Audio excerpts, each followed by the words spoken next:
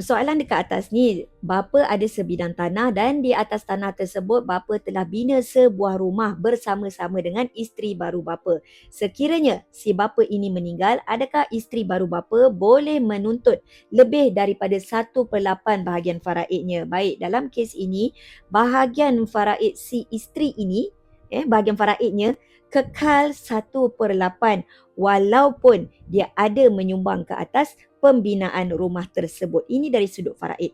Namun, sebagai pasangan yang sudah berkahwin, dia juga boleh menuntut harta sepencarian. Sekiranya dia bawa ke mahkamah tinggi syariah dan mahkamah sahkan dalam rumah tersebut adanya bahagian harta sepencarian si isteri ni. Kita ambil contoh 1/3 bahagian. Maka bahagian si isteri ni ke atas rumah tersebut adalah 1/3 daripada bahagian harta sepencarian dan juga tambahan 1/8 daripada 2/3 baki yang perlu difaraidkan sebagai waris faraid. Jadi di sini sebagai pasangan yang sudah berkahwin, dia ada dua hak ke atas pusaka pasangan yang meninggal dunia. Pertama, hak sebagai waris faraid dan yang kedua, sekiranya menuntut di mahkamah syariah dan mahkamah keluarkan perintah, dia juga akan ada hak dari sudut harta sepencarian.